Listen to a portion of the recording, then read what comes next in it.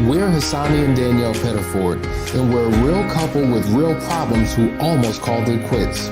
I was very frustrated. I became very disconnected, very jaded and cold. We have 4 children, going on 20 years of marriage, and we practice what we preach. Our mission, to change the way couples relate to one another and teach them the skills needed to improve the quality of their relationships. This is the Couples Academy Show. Well, good morning, everyone. Welcome to the Couples Academy Show. My name is Hasani. Good to have you all with us. We want to acknowledge all of you for tuning in, wherever you may be from around the world. This is the place where people, hang out to talk about love, life, and relationships, whatever your relational status is, whether you're single, dating, in a committed courtship, engaged, or married. Couples Academy has a place for you to engage in a conversation that will teach you how to level up your life and take your relationship to the next pitch. So listen, guys, we're talking about an important conversation that I think a lot of people struggle with. I just feel like my spouse is taking me for granted. You know how many people feel dismissed, devalued, just dissed in their relationship? They just don't feel like there's a level of honor and respect. And we're going to talk about what to do if you feel like your spouse is taking you for granted, and how to identify the signs and what to do with that. But before we get started, September 9th through the 11th, you know what it is. It is what? It's the Unearthed Retreat. And so, man, they're almost full to capacity. People have been registering. There's still room for a few more. So if you're interested, we encourage you to reach out, right? Contact us, set up a discovery call. Go to the website, find out more details, because it's going to be a phenomenal retreat. Danielle's preparing some amazing things. There's some amazing speakers. If you're new to the show and you have no clue what I'm talking about, take a look at this and we'll be right back.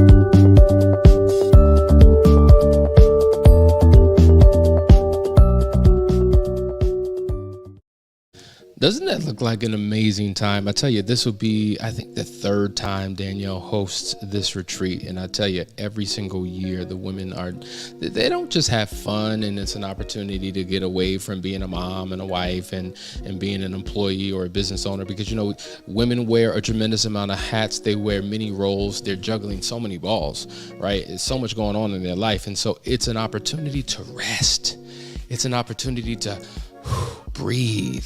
It's an opportunity to get unstuck, unbroken. It's an opportunity to be unearthed of all of the stuff that you've been carrying and holding on to that have been making you sluggish emotionally, keeping you from being the best version of yourself. The level of transformation that they experience is incredible. So make sure you register today. All right, guys, we're talking about the fact that I feel like my spouse takes me for granted. Let's begin to unpack some of the signs that you may be experiencing in your relationship. These are some key indicators. Now, let me just say this. There are some people who just aren't aware that they're messing up. Some people who just simply don't know. They're following patterns that have been played out in their childhood. This is what I always saw. This is what I always did. And so therefore, I don't know that any of this is wrong until it's until I'm made aware of it. And so if you've never had these conversations with your spouse, give them grace. Have a loving conversation and begin to shift and change the culture in your home so that honor and respect and admiration can be included. Now, it is an emotional need, right? So when we're talking about the top 10 emotional needs of men and women, one of them is admiration, to admire, to value, to esteem, right? To respect. So many people feel disrespected, disregarded, just dissed. And so as we walk through these, don't look at it as an opportunity to say, but look at it as an opportunity to say, you know what, I think it's time that we have a conversation. So let's go to the first one. The first one is this. Your partner never says thank you. Now, if there are roles that are delegated in the household, right? So as a wife, your role, your duty, your function, the way things have always been is that you are the cook, let's just say. Maybe you tidy up around the home, let's just say. Maybe the husband, you're the guy who takes out the garbage. You're the guy who mows the lawn. When something's broke, you fix it, right? So these are defined, distinct roles that exist in your relationship. But I think the issue is because we assume that that's what your role is and that's what you're supposed to do, there's no need to have to thank you for what it is that you do because that's what you're supposed to do. What, you want a cookie? You want an award? You want a trophy? You want me to grab a bullhorn and announce to the world how grateful I am that you made a meal or you cooked? Well, every now and then it could actually help. You know, studies have been done within the workforce that when people receive recognition, acknowledgement, and praise, they crave it and value it more than their paycheck. Of course, they want to get paid, but they find fulfillment and purpose and a desire to continue, knowing that they're doing something beyond just paying their own bills, but they're contributing to a larger mission, a larger vision when they're recognized for their contribution. No one wants to feel taken advantage of. No one wants to feel taken for granted. And if we struggle, now if low morale exists within the corporate space because there's no acknowledgement or recognition, imagine what happens in your home. Many people say, man, being a husband, being a wife, being a mother, being a father, it is a thankless job. You're expected to do all these things. You're giving and giving and giving and giving and giving and getting very little in return. We would call that parasitical. And so taking the time to say, you know what, babe, I just want to thank you. That meal, oh my God, that meal was incredible. You know what, babe, 2 days ago when you got up on that ladder and you screwed in that light bulb because, you know, the light was out for about 3 months and you just screwed it in and I didn't have to remind. I just want to thank you and just tell you how much I appreciate you. Because what happens is when you begin to operate in gratitude and thanksgiving, it could motivate the spouse to continue to do more because giving them acknowledgement, recognition, and affirmation becomes the cherry on their top. And that is one of the things that people love. People love praise. I mean, think about it. Even the Bible talks about praise, right? When the praises go up, the blessings come down, right? So even our Creator desires to be praised. Well, the relationship that we have with God, we talk about how there's three relationships. We have our vertical relationship with God, our internal relationship with ourselves, and our horizontal relationship with others. The relationship we have with God, that should be a template for the relationship that we horizontally have with our spouse. So if praise, right, is one of the things that we do with our Heavenly Father, then why would we not take the time to give praise or recognition or acknowledgement to our spouse? Because wait a minute, we are in a threefold covenant with God. And praise, acknowledgement, recognition should go in all directions. And when somebody, listen, I remember there's a scripture in the Bible. I think it was Jesus. He was blessing a bunch of people. They were lepers, they were sick, dumb, deaf, and blind, all types of things. And he healed them. And they all went away. But then one came back and said, listen, I just want to say thank you for what you did. And Jesus said to him, because you said thank you, not only have you been healed, but now I'm going to make you whole. So there's even a reciprocal benefit that you receive when you give thanks and acknowledgement to someone else. You are rewarded for taking the time to acknowledge. I hope this is making sense to you, because some of you never saw your parents say thank you, please, just the sensible, normal things.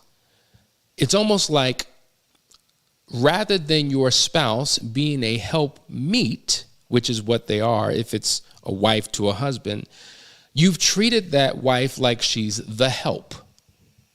Major difference between you being the help and you being a helpmeet, right? And so likewise, even a husband to a wife, to assume that you're just supposed to do and you're given orders, and your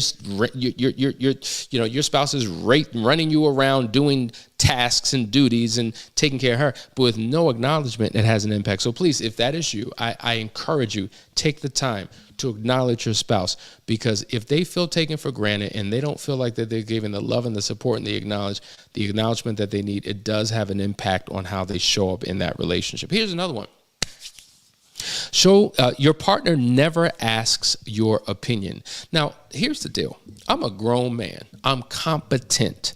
I have a level of knowledge, a level of wisdom and expertise. I am able to pour into the lives of other people. I have had so many people say, hey, Hasani, we appreciate your wisdom, your advice, all of that, right? So I see that I have worth and value. People constantly seek me out for my opinion, for advice. But then I'm in a marriage where I'm never asked my opinion. I'm never sought out for advice, as if my opinion doesn't mean anything, as if the thoughts that I have to contribute to a situation are not valued. It will make me feel some type of way. Why is it that you don't value me the way others value me?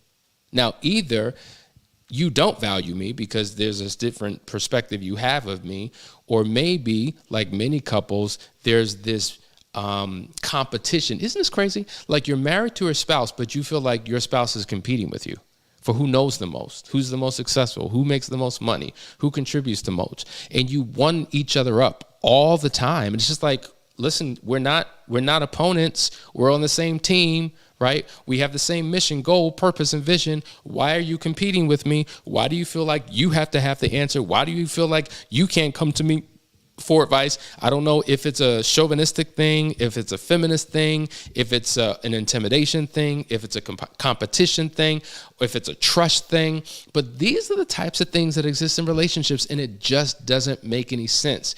And so when you don't ask your spouse for advice or an opinion, it's almost like blocking them out. It's compartmentalizing them to a certain aspect of your life and not bringing them into your thoughts, into your heart, into your mind, into the things that are necessary for you to make clear decisions. And these are the things that we do. And this causes our spouses to feel like, you know what, they just take me for granted. I am not valued in this relationship. Let's go to the next one. Your partner makes plans without asking you. Now we're talking about independent decisions. And so we've seen the damaging effects of doing this, because when you come into a relationship, you are partners with one another, right? And so not that every single decision has to be made together. Hey, babe, I'm going to the grocery store. Can we make a decision on what I should? Well, no. Like, there's certain things that you give your partner space to lead in, because there's a level of competence that they have and a level of confidence that you have in them, and vice versa. I don't need to be involved in every single decision that Danielle makes. However, when it comes to some important things, right? Maybe financial decisions. This is where a lot of couples get in trouble, and they're not in financial alignment. And this is how we get into what we would call financial infidelity, right? And so I'm making independent decisions about our money, or let's just say, let's keep it real, my money, because I work for this. This is my money, my check, my debt, my credit. I can do what I want to do, but you don't realize the impact that it has on your partner, on your family, on the household. And so independent decisions decisions create trust issues in a relationship. And it's just like, how are we going to be partners in this thing called life? How are we going to accomplish goals if we're operating independently within this household? There should be no independence in a relationship. That's right, I said it. There should be no independence in your relationship, because to be independent of your spouse means that you don't need them. You're not going to rely on them. You're not seeking them for support. You're not depending upon them. You're going to be self-sufficient, self-governing, self-determined. You're going to do things by yourself. And that works good as long as you are by yourself. But if you're not by yourself and you exist in the confines of a relationship, you should not be independent of your spouse. There should be an interdependence where you lean and rely on one another. And when it comes to important decisions, these are things that you want to make together, because both of you have opinions, both of you have a voice, both of you have a perspective, and you need the both of these perspectives to come together to come up with something that's comprehensive. I can't tell you how many times I've made independent decisions where I didn't consult Danielle and it didn't go well, or I was so sold and married to an idea that I asked her opinion, but that's all it was. I didn't really weigh it into the decision that I was going to make, and it did not work as well. And so all it takes is you allowing your spouse to contribute to something, and it can wind up being better for the overall success of the family. We've done that. It's worked for us, and we continue to do that. So if that's your struggle, where your spouse never asks your opinion, never asks for your advice, or you're the one not asking them for their advice and your opinion, I would encourage you that you really change the culture of your home, because it can create low morale in your marriage. It can create your spouse feeling some type of way, and that's what leads to the emotional disconnect. And when I don't feel valued by you, there's a need within me to be acknowledged, to be recognized, and I will seek value in other places. I'm not always talking about an affair when I say that, but what I'm saying is, if I can get from other people, or if I'm forced to get from other people what I can't even get from you, then now we have to question how we mutually benefiting from this thing called marriage. There's got to be a mutual beneficial exchange where we're both receiving from one another, and when we do that, we both win. We're talking about my spouse takes me for granted. We're just getting started. Listen, stay right there. We'll see you on the other side of this break. Couples Academy is committed to serving couples around the world by reaching beyond cultural lines and language barriers. We are proud to announce that we now serve the Spanish-speaking community. So whether you're here in the United States or abroad, Couples Academy has a place for you. Couples Academy se compromete a servir parejas de todo el mundo, superando las fronteras culturales y las barreras del idioma. Ahora, estamos orgullosos de anunciar que servimos a la comunidad de habla hispana. Entonces, ya sea que estés aquí en los Estados Unidos o en el extranjero, Couples Academy está aquí para servirle.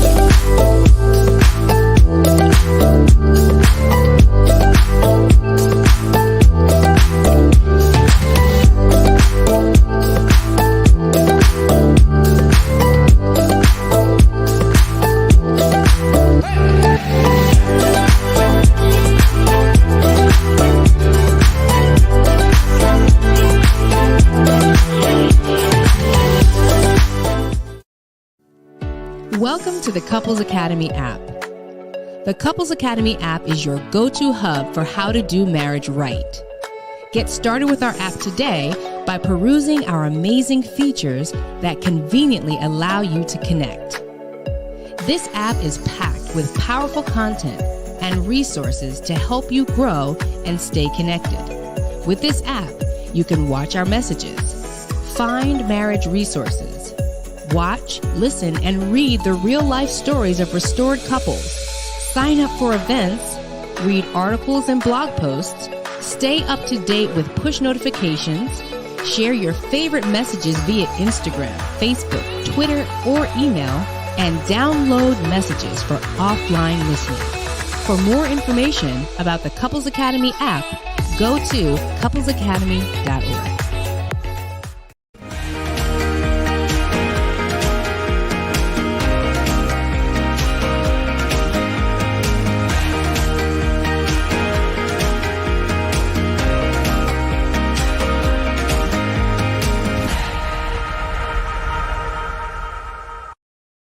Hey guys, we're back. We're talking about my spouse takes me for granted and it's just not fair. I think this is resonating with a number of you. I'm not going to click on your names, but independent decisions means that you are not operating as a unit. Facts. Somebody says this is huge. Feminism destroys relationships or marriage. Facts. Chauvinism. Any type of ism that exists creates division in your marriage and can tear it apart. Independent decisions in a marriage will leave you independent for real. So true. That describes the problem in my marriage, independent thinking. This is true. So I think we hit on something here. Listen. At the end of the day, it's so critically important that you understand that once you say I do, certain things in you have to die, right? You have to kill certain things within you. What has to die is the lifestyle that you had. You're no longer single.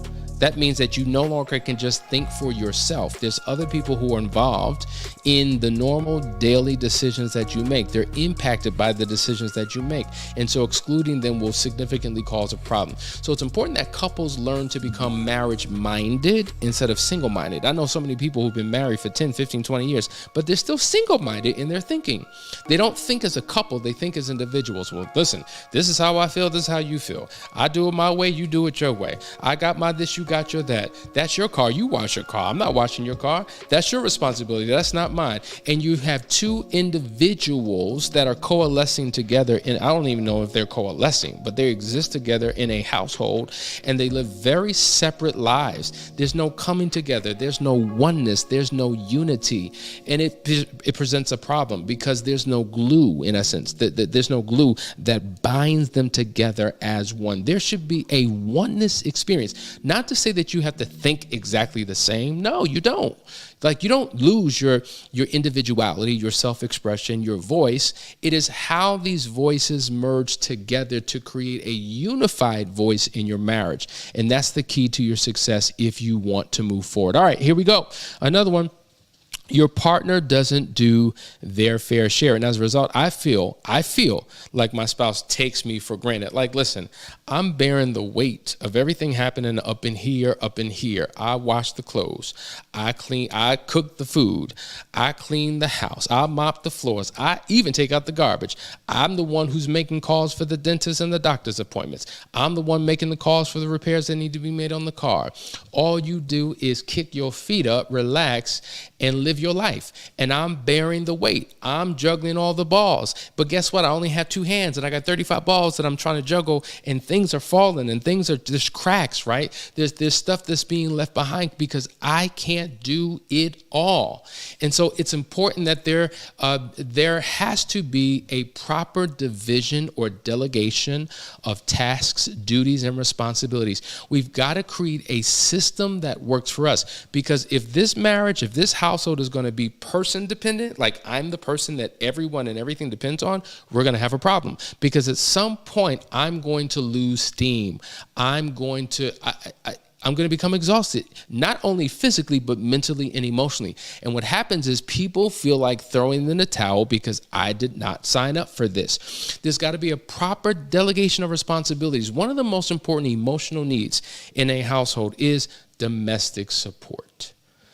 So let's sit down, let's take out a piece of paper and pen, and let's divide up the responsibilities. Okay, we have a team of me and you, husband and wife, right? So we have the two of us. Let's distribute this. Now, yes, fine. You work from home.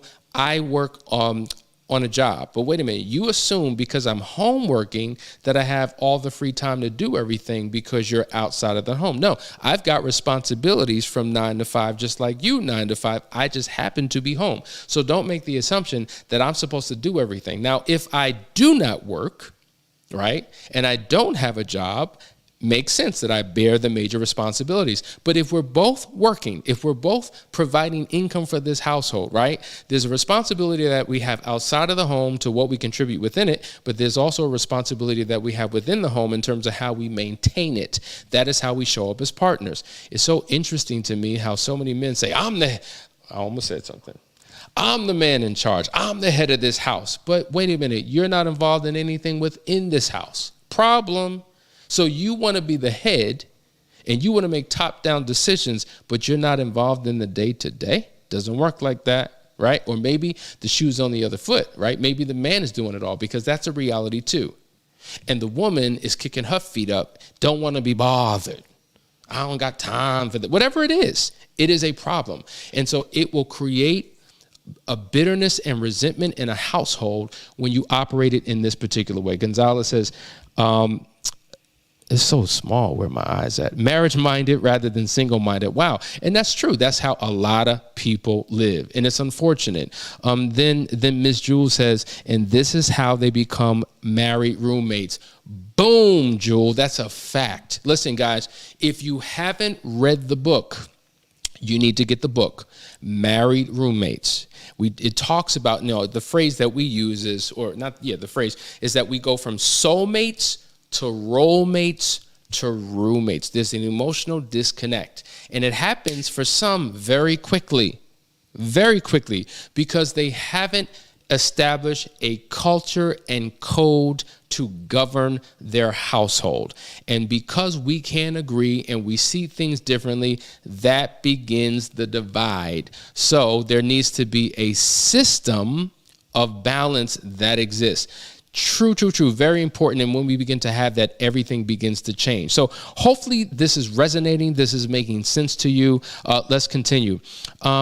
This is a big one, folks. Listen, your partner doesn't do special occasions. Now listen. Everybody needs to be celebrated. Everybody needs to have special days.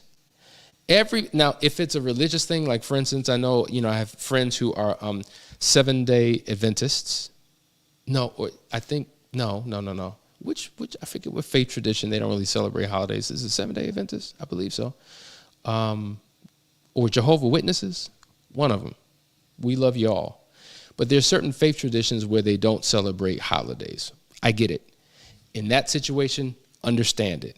If that is not your situation, and that is not a belief system that you carry, celebrating special days are important. Like, I hear this all the time. Some spouses don't even know when their anniversary is. No clue. They have to be reminded. When the anniversary comes, oh man, now they're scrambling, right? And a spouse knows when you have forgotten. A spouse knows when at the last minute you're scrambling to put something together. It loses its value, it loses its worth. When it comes to birthdays, I'm just not into that. I don't need nothing for my birthday, so I don't know why you need a big to-do. Fine, you want to do something, fine. I guess we can go out to dinner, right? You don't feel celebrated by your spouse. You don't, as a couple, engage in things. You don't celebrate, and it's a problem. I don't do Christmas. That's not a tradition that we grew up on, and I don't see the point of it. And so you're taking away a critical element that any relationship needs in order to continue to go. Here's the reality. Many of us are living a groundhog marriage. Now, if you've seen the movie Groundhog Day, you know that they were trapped. Here's this guy who's a reporter, and he's trapped in time. And every day he's experiencing the same exact day.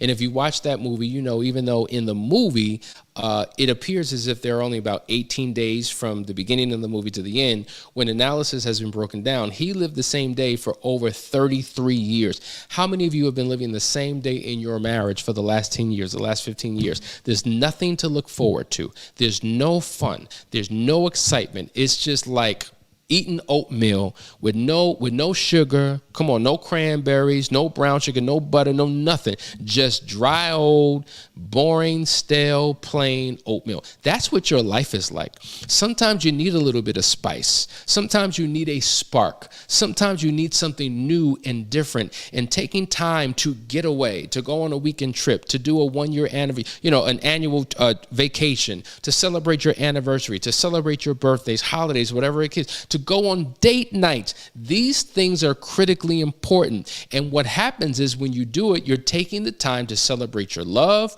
your union, your companionship, and thank you, Jewel, Jehovah's Witnesses. Yes, they don't celebrate their holidays. So we get that. But if that's not your situation, then don't bring that mess up in here, because it will cause a divide in your union. And so these are the things that you have to be intentional to do. It can't be, it's been 3.5 months since we went on a date. I guess we can go somewhere. Where you want to go? I don't know. You want to grab something to eat? Like, that's date worthy. That's not a date. That's you two doing what you do every single day, eating a meal. It just happens to be outside of the confines of your household. There's nothing date worthy about that. So you've got to begin to put life back into your relationship so that your spouse feels valued and esteemed. Now, I can't believe we've run out of time already. We're talking about, how your spouse makes you feel like, you're not valued. You feel taken advantage of by your spouse. We're going to have to continue this conversation today. But in the meantime, have a conversation with your partner. Go through these line items and see where you align and where you're disconnected and what you need to do to get back on track. Love you guys. See you tomorrow for another great episode. Till then.